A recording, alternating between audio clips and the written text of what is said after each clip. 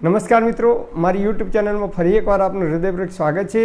આજનો ટોપિક છે મિત્રો કે આજે હું તમને એક એવી ઔષધિ બતાવું છું। આ જે ફળ છે એ માત્ર ને માત્ર ઉનાળામાં જ તમને જોવા મળશે અને કોઈપણ પ્રકારના કેમિકલ વગર પાકે છે।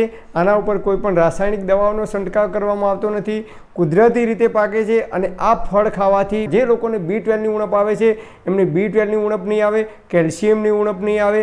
જે લોકોને શુક્રાણુ ધાતુની ઉણપ આવે છે અને એના કારણે સંતાનો પેદા કરવાની અંદર તકલીફ પડે છે એવા દંપતી પણ આનો ઉપયોગ કરી શકે છે। અનેક પ્રકારના ખનિજ તત્વોથી ભરપૂર છે, પણ આ ફળ છે એ દિવસે ને દિવસે બજારમાં લુપ્ત થતું જાય છે। આ સેતુનું ફળ છે જે સેતુના ઝાડ ઉપર આવે છે, એની સાથે બીજા 3 ફળ આપણે ખાવાના છે અને એ નિયમિત તમે જો રેગ્યુલર આ ફળ ખાવાનું રાખશો ગ્રીષ્મ ઋતુ દરમિયાન એટલે કે ઉનાળાની ઋતુ દરમિયાન મુઠ્ઠીભર જ ખાવાના છે, રાત્રે ખાવાના નથી, માત્ર દિવસે જ ખાવાના છે। અને એ સવારે 10 વાગે અથવા સાંજે 4 વાગે તમે ખાઈ શકો છો। જે લોકોને પગમાં નસ પકડાય છે, અશક્તિ આવે છે શરીરની અંદર, જે દંપતીને બાળકો સંતતિ પેદા કરવામાં અવરોધરૂપ છે, શુક્રાણુની કમી આવે છે, એ શુક્રાણુની કમી આ 4 ફળ તમે ખાશો તો એની અંદરથી અદ્ભુત પરિણામ મળે છે। જે લોકોને શરીરમાં કળતર થાય છે, અશક્તિ આવે છે, એ તમામ પ્રકારની બીમારીઓની અંદર અદ્ભુત પરિણામ આપે છે। આપણા વડવાઓ, આપણા ઘડિયાઓ નિયમિત આ 4 ફળનું સેવન કરતા હતા, અત્યારે આ 4 ફળ બજારમાં બિલકુલ જોવા જ મળતા નથી, ધીરે ધીરે લુપ્ત થઈ ગયા છે। આજની પેઢીના જે નાના બાળકો છે એમને કદાચ આ 4 ફળ વિશે ખબર નહીં હોય કે એમને કદાચ જોયા પણ નહીં હોય, કારણ કે બજારમાં એ મળતા જ નથી, ધીમે ધીમે લુપ્ત થઈ ગયા છે।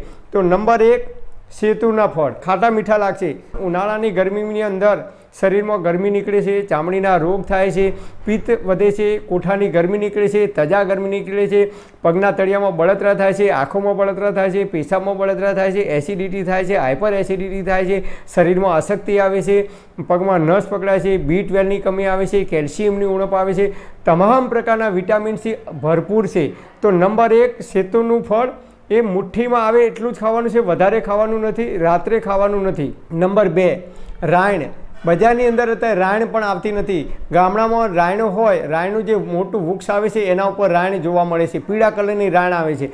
તો રાયણ તમારે મુઠ્ઠી ભરીને ખાવાની છે। આ 4 ફળ એક સાથે ખાવાના નથી, એક દિવસ રાયણ ખાવાની તો એક દિવસ સેતુનું ખાવાનું, એ રીતે વારાફરતી ખાવાના છે, એક સાથે બધા ફળ ખાવાના નથી અને રાત્રે કોઈ આ ફળ ખાવાના નથી। તો રાયણ પણ તમારે મુઠ્ઠીમાં આવે એટલી મુઠ્ઠી ભરીને જ ખાવાની છે, વધારે ખાવાની નથી અને રાત્રે ખાવાની નથી, નહીં તો એ પચવામાં ભારે છે, તો પેટમાં અપચો, અજીર્ણ અને કબજિયાત કરી શકે છે જો વધારે ખાવામાં આવે તો, અને એ ગરમીને શાંત કરનારું ફળ છે। ત્રીજા નંબરમાં છે ગોરસ આંબલી। જે કાતરા આવે છે એ ગોરસ આંબલી પણ અત્યારે બજારમાં જોવા મળતી નથી, તો એની અંદરથી ઠળીઓ કાઢી અને ગોરસ આંબલીનું નિત્ય સેવન કરવામાં આવે ગ્રીષ્મ ઋતુ દરમિયાન, તો ઉનાળાની ગરમીના લીધે જેટલી પણ બીમારીઓ બોડીમાં આવે છે એ તમામ પ્રકારની બીમારીઓની અંદર અદ્ભુત પરિણામ આપે છે। અને નંબર 4 આંબલી।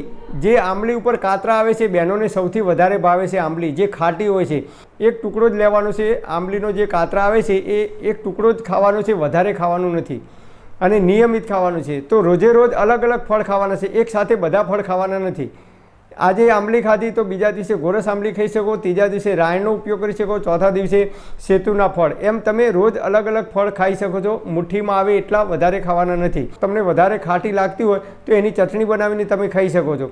એક ટુકડો આંબલી લેવાની, એની અંદર 1 ચમચી ગોળ દેશી હોય તો શુદ્ધ નાખવાનો, એની અંદર તમે ઇલાયચી હોય મોટી કે નાની, એ ઇલાયચી ભાગી અને નાખી દેવાની, પછી એની ચટણી બનાવી દેવાની અને એ ચટણી તમે બપોરે જમવાની સાથે ભોજનની અંદર અડધી ચમચી જેટલો નિયમિત ઉપયોગ કરશો, શરીરમાં કમજોરી નહીં આવે, અશક્તિ નહીં આવે અને ઉનાળાની ગરમીના લીધે જેટલી પણ બીમારીઓ થાય છે એ તમામ પ્રકારની બીમારીઓની અંદર અદ્ભુત પરિણામ આપે છે। તો આ 4 ફળ દિવસે ને દિવસે લુપ્ત થતા જાય છે, બજારમાં જોવા જ મળતા નથી। અત્યારે જે નાના બાળકો છે એમને કદાચ ખબર પણ નહીં હોય કે એમને કદાચ જોયા પણ નહીં હોય, અને આપણા બાપ દાદાઓ, વડવાઓ નિયમિત આ 4 ફળનું સેવન કરતા હતા જ્યારે ઉનાળાની ઋતુ આવતી હતી ત્યારે। તો આપણે આ 4 ફળનો ભરપૂર ઉપયોગ કરવો જોઈએ ઉનાળાની ગ્રીષ્મ ઋતુ દરમિયાન। તો ઉનાળાની ગરમીની અંદર જેટલી પણ બીમારીઓ થાય છે તમામ પ્રકારની બીમારીઓથી આપણે બચી શકીશું। પણ હા મિત્રો, તમારે કોઈ ડૉક્ટરની કે વૈદ્યની દવા ચાલતી હોય કે લાંબા ગાળાની કોઈ બીમારી હોય તો તમારે ડૉક્ટર કે નિષ્ણાત વૈદ્યની સલાહ લીધા પછી જ આનો ઉપયોગ કરવા માટે વિનંતી। પરમપિતા પરમાત્મા આપ સર્વેને તંદુરસ્ત અને નિરોગી રાખે એવી હૃદયપૂર્વક મારી પ્રાર્થના। Thanks for watching my video. Thank you.